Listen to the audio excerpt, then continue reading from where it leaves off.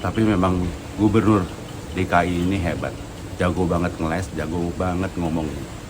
Saya terus terang angkat jempol untuk gubernur yang satu ini. Ngomong jago, tapi ya kembali lagi kerjanya nggak ada sih ya. Kerjaannya cuma begitu-begitu aja, tapi ngomongnya memang hebat. Emang saya salut untuk ngomongan ngelesnya, tapi ya bukan ngomongan untuk sesuatu yang bermanfaat.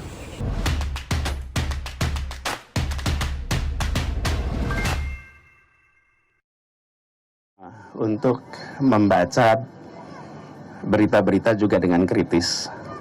Bila ada satu hari di mana muncul angka kualitas udara sangat buruk di hari itu, tapi di hari-hari sebelumnya, di hari-hari sesudahnya, itu kita menemukan kondisi yang landai, pasti ada sesuatu hari itu. Bila kondisinya itu terburuk selama 2 bulan setiap hari, berarti ada yang salah di kota kita ini. Tapi bila ada satu hari di situ buruk sekali, kemudian hari-hari berikutnya itu kembali seperti normalnya Jakarta, pasti ada sebuah peristiwa yang terjadi di hari itu.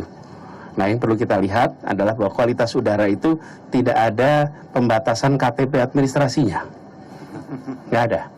Jadi, ada memang emisi dari dalam kota, tapi juga ada pergerakan dari berbagai wilayah. Saya mengajak kepada teman-teman media untuk kritis melihat semua informasi terkait dengan peristiwa ketika pada saat itu angkanya menjadi sangat tinggi. Apakah Jakarta bersih? Belum, jelas tidak.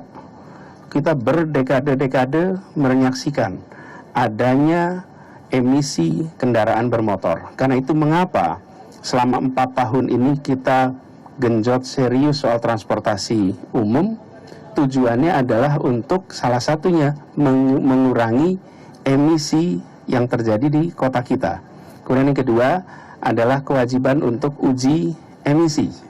Uji emisi juga salah satu untuk mengurangi dampak negatif dari kendaraan bermotor yang beroperasi di Jakarta. Jadi kita lakukan langkah-langkah untuk mengurangi emisi di kota kita dengan transportasi umum dibangun, dan alhamdulillah peningkatan penumpangnya tinggi sekali.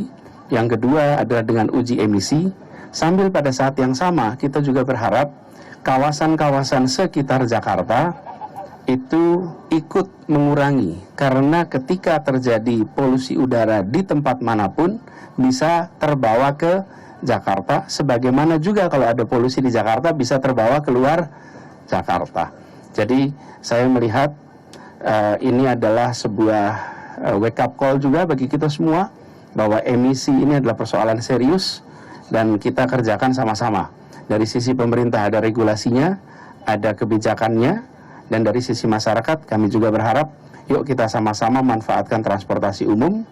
Dan dari sisi pemerintah pusat kami juga berharap untuk memantau sumber-sumber polusi yang ada di sekitar Jabodetabek yang memiliki dampak pada kualitas udara di Jakarta. Selamat sore teman-teman Siwar TV.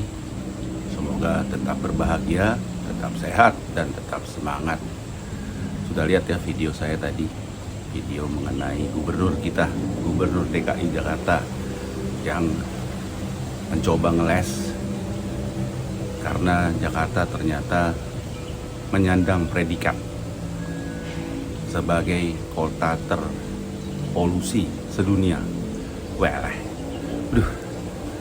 Masih mengenai kualitas udara di Jakarta akhir-akhir ini cukup memprihatinkan. Berdasarkan lembaga data kualitas udara IQ Air, selama 1 pekan terakhir ini dari tanggal 12 hingga 18 Juni 2022, ini menempatkan Jakarta sebagai kota kedua paling tercemar udaranya di dunia. Dan bahkan masih berdasarkan data dari IQ Air, Senin pagi kemarin tingkat polutan di Jakarta ini paling tinggi.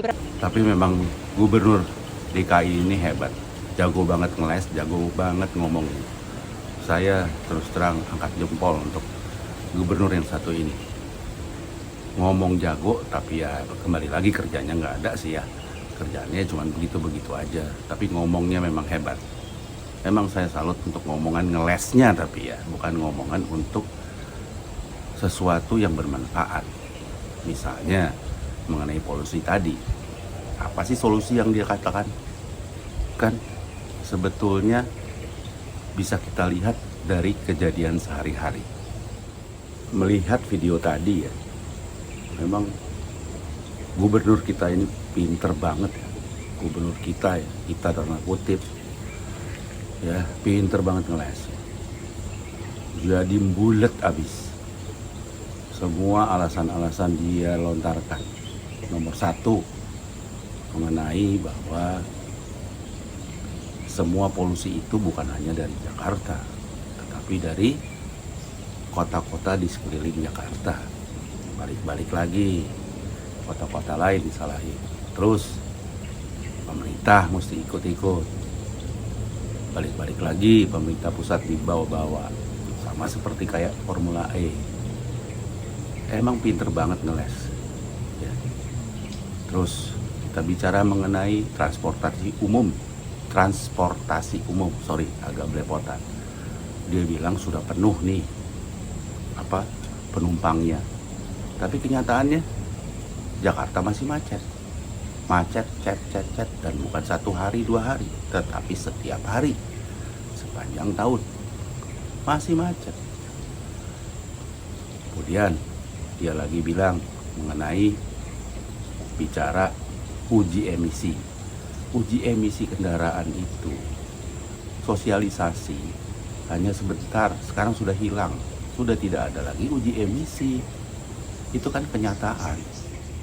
Itulah Gubernur DKI yang selalu akan memberikan alasan pada saat dia mendapatkan kritik dari suatu lembaga yang kredibel ya, lembaga dunia, internasional, atau kementerian di dalam negeri.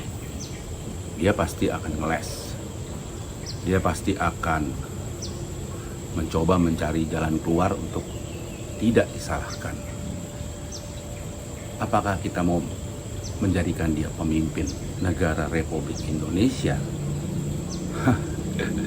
Kalau saya sih ketawa ya.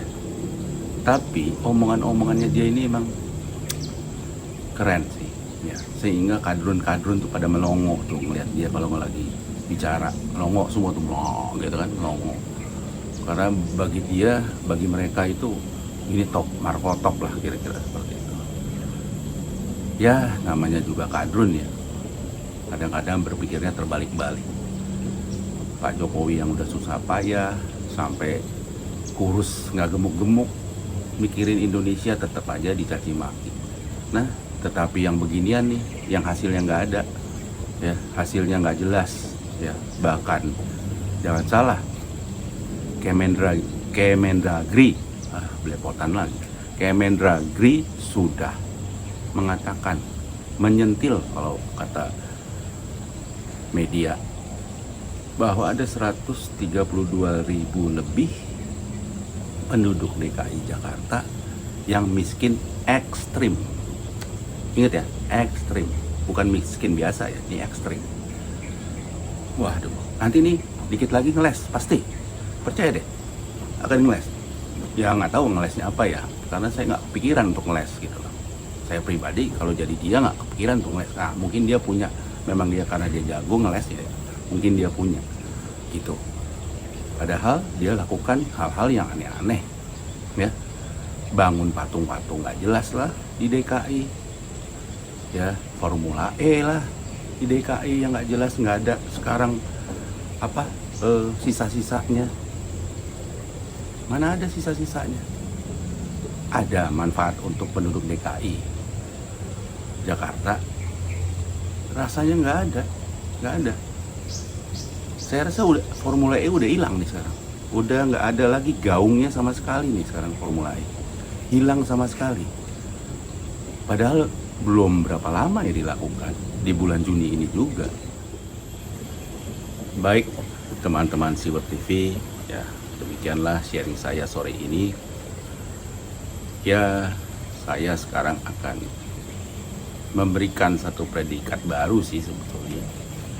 Selain Bapak Politik Identitas Indonesia, nah kalau gubernur kita ini adalah, kita tanda kutip lagi ya dia adalah bapak ngeles se-Indonesia. Pinter ngeles. Saya salut. Itu dari saya. Terima kasih teman-teman Siwet TV mau menonton video ini. Semoga tetap berbahagia, tetap sehat, dan tetap semangat. Saya Suara dari Ubud pamit. Dampak polusi udara di Jakarta disebut 6 kali lebih berbahaya dari penyakit AIDS yang disebabkan oleh virus HIV. Hal tersebut diungkap oleh pencipta Air Quality Life Index dari Energy Policy Institute at the University of Chicago, Michael Greenstone. Tak hanya itu, dampak polusi udara tersebut juga sebanding dengan aktivitas merokok dan 3 kali lipat lebih berbahaya dari mengonsumsi alkohol.